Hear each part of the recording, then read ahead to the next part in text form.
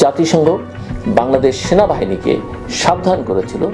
এই হুমকি বা সতর্কতা আন্তর্জাতিক পর্যায়ে বাংলাদেশের সেনা রাজনীতির প্রতি কতটা নজর রেখেছে তা বোঝায়।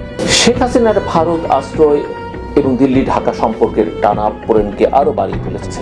এখন প্রশ্ন, ভারত কিভাবে এই নতুন বাস্তবতাকে মোকাবেলা করবে? তারা কি নিজের কৌশল বদলাবে, নাকি আবারও অভ্যন্তরীণ বিষয়ে হস্তক্ষেপ না করার নীতিতে ফিরে যাবে? আপনাদের স্বাগত জানাই আমি আমার কথা শুনবার জন্যে। বাংলাদেশের রাজনৈতিক পালাবদলে ভারতের ভূমিকা এবং দৃষ্টিভঙ্গি কি, বিশেষ করে 2024 সালের জুলাই আগস্টের ছাত্র জনতার যে অভ্যুত্থান হয়ে গেল, সেই বিষয়ে ভারতের অবস্থান কি, এই অভ্যুত্থানটিকে ভারত কিভাবে দেখছে, ভারতের সম্পর্কে কি জানতো, সেটি নিয়ে আমার আসলে আজকের আলোচনা। বাংলাদেশের সাম্প্রতিক রাজনৈতিক ঘটনা প্রবাহ, বিশেষ করে 5 আগস্ট 2024 সালের সেনা, ছাত্র জনতা, সকল শ্রেণী পেশার মানুষের সম্মিলিত যে প্রয়াস, সেনাবাহিনীর কথা আমি এই কারণে বলছি, সেনাবাহিনী সেদিন যদি জনগণের পক্ষে না দাঁড়াতো, এই অভ্যুত্থান আসলে কোথায় গিয়ে দাঁড়াতো সেটা হতে কঠিন। কাজে সেই ক্রেডিট তাদেরও দিতে হবে। সবাই মিলে শেখ হাসিনা সরকারকে উৎখাত এবং সেই পরিপ্রেক্ষিতে ভারতের প্রতিক্রিয়া এবং কৌশলগত অবস্থান, এসব বিষয় নিয়ে দেশ বিদেশে চলছে বিস্তর আলোচনা।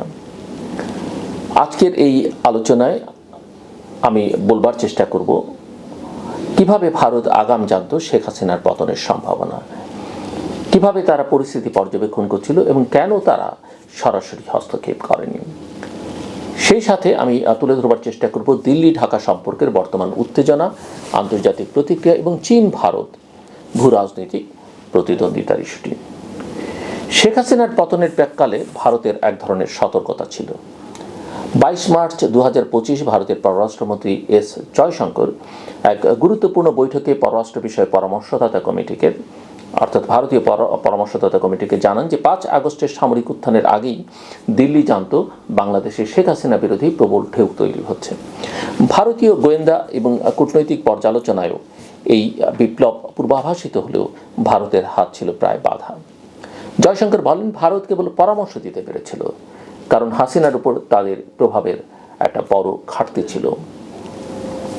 এই বক্তব্যে এটা পরিষ্কার হয় যে ভারত পরিস্থিতি সম্পর্কে অবগত থাকলেও তা নিয়ন্ত্রণ বা মোড় ঘোরাবার সক্ষমতা তখন আর তাদের হাতে ছিল না। যেমন শেখ হাসিনারও আসলে শেষ পর্যায়ে এসে কিছু করবার ছিল না।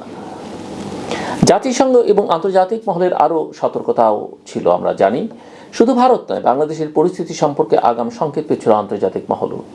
জয়শঙ্কর জাতিসংঘ মানবাধিকার প্রধান ভলকার টার্কের মন্তব্য উদ্ধৃত করেন, যেখানে জাতিসংঘ বাংলাদেশ সেনাবাহিনীকে সাবধান করেছিল যাতে তারা নিরস্ত্র বিক্ষোভকারীদের ওপর দমনমূলক অভিযান না চালায়। তা না হলে বাংলাদেশ সেনাবাহিনীকে শান্তিরক্ষা মিশন থেকে নিষিদ্ধ করা হতে পারে। সেনাবাহিনী অবশ্য এটি স্বীকার করেনি বা তারা এটা অস্বীকার করেছে। এই হুমকি বা সতর্কতা আন্তর্জাতিক পর্যায়ে বাংলাদেশের সেনা রাজনীতির প্রতি কতটা নজর রেখেছে তা বোঝায়। শেখ হাসিনার ভারত আশ্রয় এবং দিল্লি ঢাকা সম্পর্কের টানাপোড়েনকে আরও বাড়িয়ে তুলেছে, সেটা আমরা জানি, এবং এই সম্পর্কে টানাপোড়েনটা আগের থেকেই আছে। শেখ হাসিনার পতনের পর তাকে আশ্রয় দিয়েছে ভারত, তবে এই আশ্রয়দান এখন দিল্লি ঢাকা সম্পর্ককে জটিল করে তুলেছে। বাংলাদেশের অন্তর্বর্তীকালীন সরকার যখন ভারতের সঙ্গে সংলাপে আগ্রহী, তখন ভারতের এই আশ্রয়দান তাদের নিরপেক্ষতার প্রশ্ন তুলেছে। বাংলাদেশের অন্তর্বর্তী সরকারের চোখে শেখ হাসিনার উপস্থিতি এখন একটা হুমকি বা অস্থিতিশীলতার উৎস। ফলে ভারতের অবস্থানকে এখন বাংলাদেশের নতুন নেতৃত্ব প্রশ্নবিদ্ধভাবে দেখছে। ভারতের ঐতিহ্যগত বন্ধুত্বপূর্ণ ভাবমূর্তি এখন আর আগের মতো নেই। এর মধ্যে অনেক রকমের কূটনৈতিক অগ্রগতি করবার চেষ্টা হয়েছে। সামনে বিমস্টেক সম্মেলন আছে, আমরা জানি।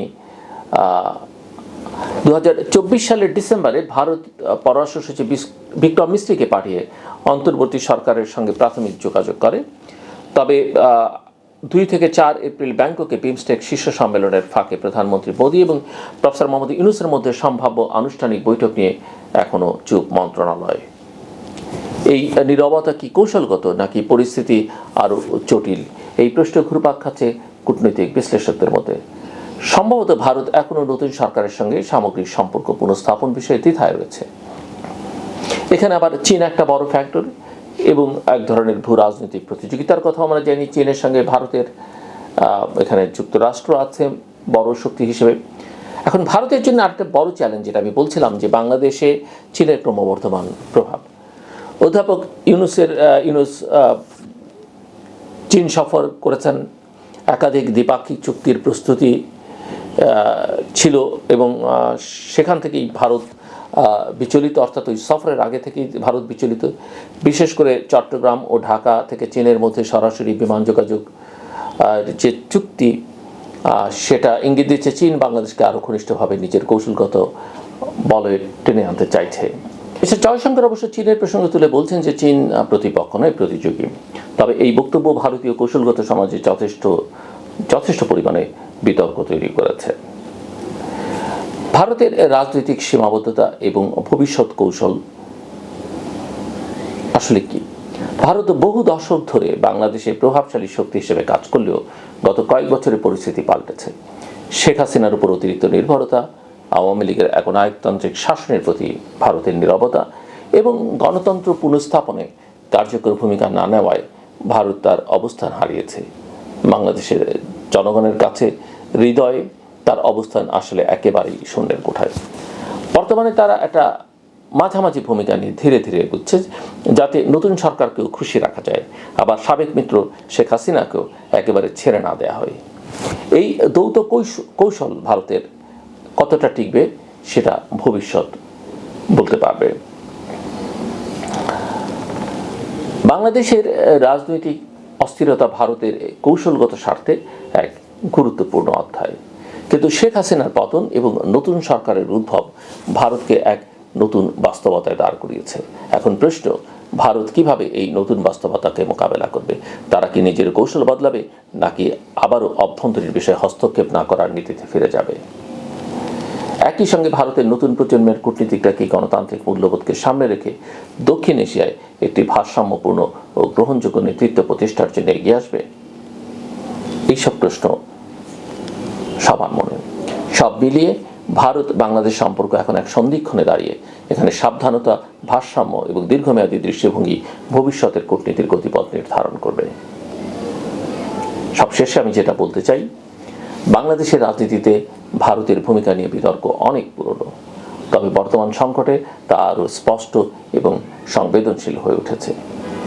শেখ হাসিনা যুগের অবসান, অন্তর্বর্তী সরকারের উত্থান এবং বাংলাদেশের নতুন পথরেখায় ভারতের কৌশলগত অবস্থান নতুন করে নির্ধারিত হতে যাচ্ছে। আমার কথা শুনবার জন্য আপনাদের অসংখ্য ধন্যবাদ। আপনাদের সবার জন্য শুভকামনা।